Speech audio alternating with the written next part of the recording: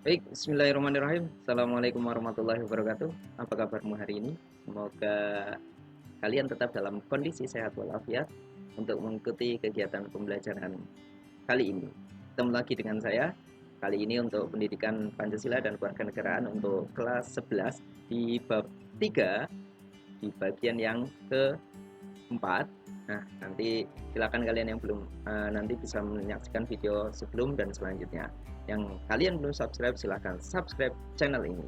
Baik, terima kasih. Untuk pembelajaran kali ini silahkan kalian awali dulu dengan berdoa terlebih dahulu sesuai agama kalian masing-masing. Setelah kemarin kita belajar terkait dengan kekuasaan kehakiman di Indonesia, dan kita sudah singgung tuh jenis-jenisnya sebentar. Nah, sekarang kita akan membahas tentang perangkat lembaga peradilan yang ada di Indonesia. Masih ingat tentunya pasal 24 Undang-Undang Dasar 1945, di situ disebutkan jelas bahwa kekuasaan kehakiman dilaksanakan oleh sebuah mahkamah agung dan lembaga peradilan yang berada di bawahnya ada 4, dan oleh sebuah mahkamah konstitusi. Nah, sekarang kita lihat perangkat lembaga peradilan. Yang pertama tentunya di lingkungan peradilan umum. Pada awalnya, peradilan umum diatur dalam Undang-Undang Republik Indonesia Nomor 2 Tahun 1986. Setelah dinilai tidak sesuai lagi dengan perkembangan, maka ini ya dirubahlah undang-undang tersebut dan diganti ini dengan Undang-Undang Nomor 8 Tahun 2004 tentang perubahan atas tadi Undang-Undang Nomor 2 Tahun 86 tentang peradilan umum. Kemudian Undang-Undang Republik Indonesia Nomor 49 Tahun 2009. Ini merupakan perubahan yang kedua terkait dengan Undang-Undang Nomor 2 Tahun 86 tentang peradilan umum. Nah, berdasarkan undang-undang ini, kekuasaan kehakiman di lingkungan peradilan umum dilaksanakan oleh siapa saja? Yang pertama adalah oleh pengadilan negeri, yang kedua oleh pengadilan tinggi, yang ketiga oleh Mahkamah Agung. Ya, ada 3. Ya, yang pertama yaitu tadi pengadilan negeri, berikutnya pengadilan tinggi, berikutnya ada Mahkamah Agung. Ini terkait dengan kasus umum, namanya saja peradilan umum. Nah, kalau kita lihat di peradilan umum ini, kalau lembaganya yang sering kita lihat bisa dikatakan yang pertama adalah pengadilan negeri. Nih, pengadilan negeri mempunyai daerah hukum meliputi wilayah kabupaten atau kota dan biasanya berkedudukan di ibu kota kabupaten atau kota. Jadi biasanya kalau kamu di ibu kota kabupaten, maka di situ ada yang namanya pengadilan negeri. Itulah salah satu bentuk peradilan umum, lembaga peradilan umum. Pengadilan negeri dibentuk berdasarkan keputusan presiden.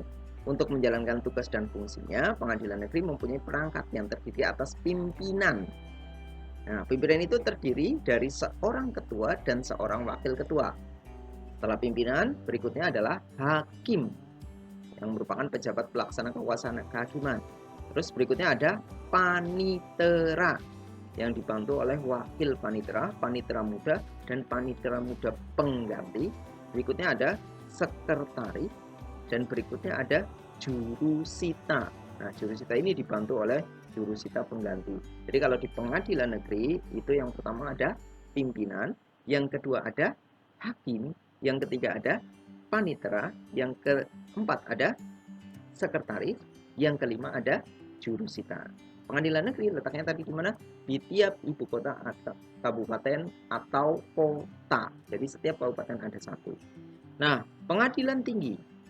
Pengadilan tinggi negeri di sini ya. Pengadilan tinggi negeri merupakan pengadilan di tingkat banding. Perangkat pengadilan tinggi negeri ini terdiri atas pimpinan, hakim anggota, panitera, dan sekretaris. Pimpinan pengadilan tinggi terdiri atas ketua-ketua dan seorang wakil ketua. Hakim anggota pengadilan tinggi adalah hakim tinggi. Nah, pengadilan tinggi dibentuk dengan undang-undang. Kalau tadi pengadilan negeri letaknya di ibu kota kabupaten atau kota. Nah, kalau pengadilan tinggi biasanya di ibu kota provinsi. Ini terkait dengan peradilan umum. Berikutnya, lingkungan yang kedua yaitu peradilan agama.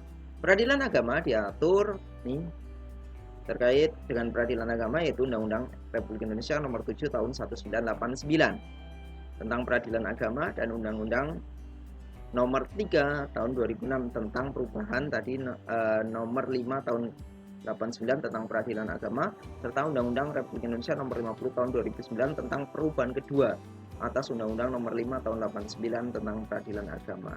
Kekuasaan kehakiman di lingkungan peradilan agama dilaksanakan oleh pengadilan agama, pengadilan tinggi agama. Nah, kekuasaan kehakiman pada peradilan agama juga sama berpuncak pada Mahkamah Agung.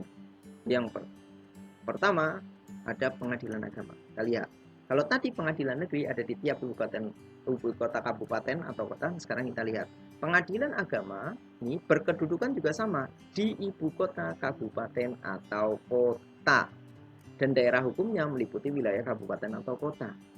Pengadilan agama merupakan pengadilan di tingkat pertama dan dibentuk berdasarkan keputusan presiden.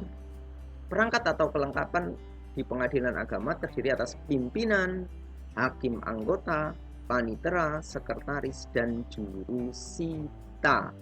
Hampir sama dengan pengadilan negeri tadi ya. Pimpinan pengadilan agama terdiri atas seorang ketua dan seorang wakil ketua. Hakim dalam pengadilan agama diangkat dan diberhentikan oleh presiden selaku kepala negara atas usul dari Menteri Agama berdasarkan persetujuan Ketua Mahkamah Agung. Ketua dan wakil ketua pengadilan agama diangkat dan diberhentikan oleh Menteri Agama berdasarkan persetujuan Ketua Mahkamah Agung. Wakil ketua dan hakim pengadilan agama diangkat sumpahnya oleh Ketua Pengadilan Agama. Nah, ini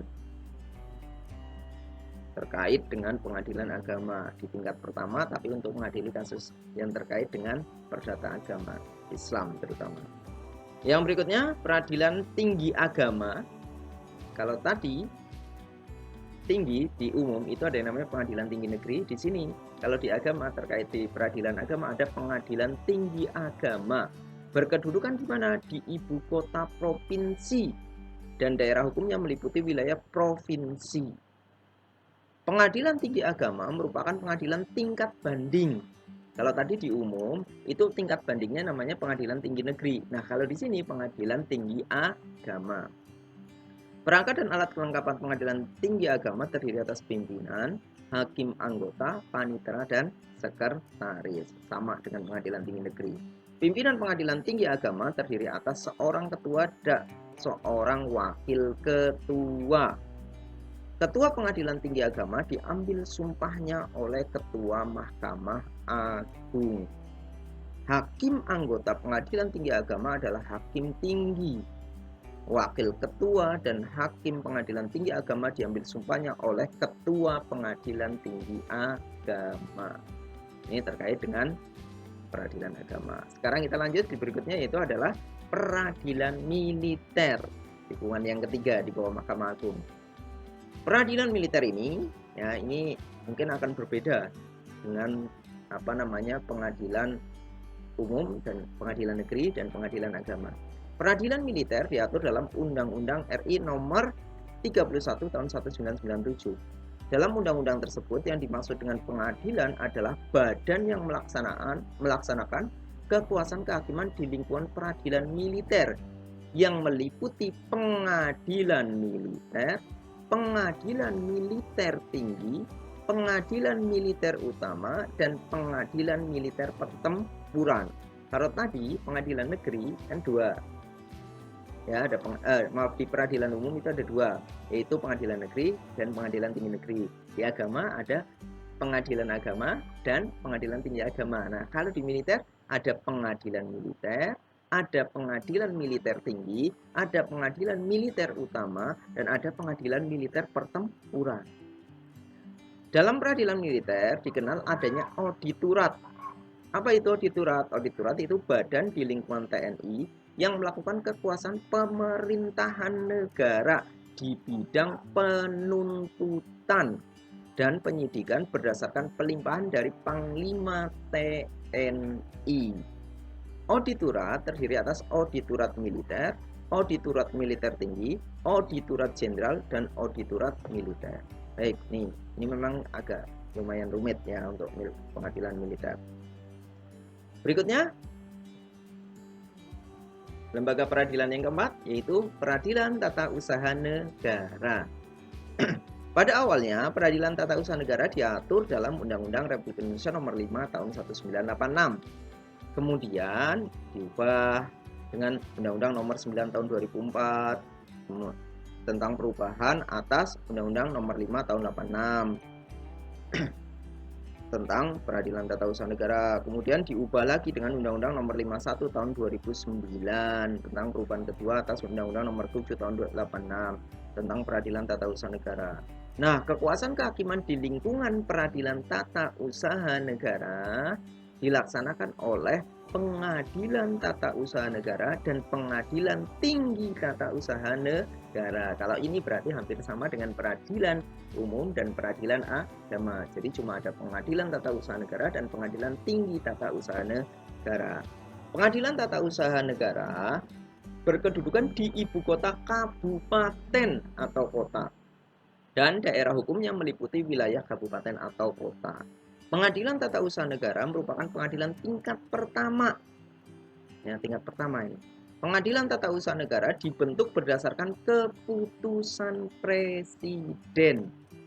Perangkat atau alat kelengkapan Pengadilan Tata Usaha Negara terdiri atas pimpinan, hakim anggota, panitera, sekretaris, dan juru sita. Jadi kalau tiga pengadilan ini hampir sama. Ya, Pengadilan Negeri, Pengadilan Agama, Pengadilan Tata Usaha Negara. Pimpinan pengadilan terdiri atas seorang ketua dan seorang wakil ketua, sama juga kan.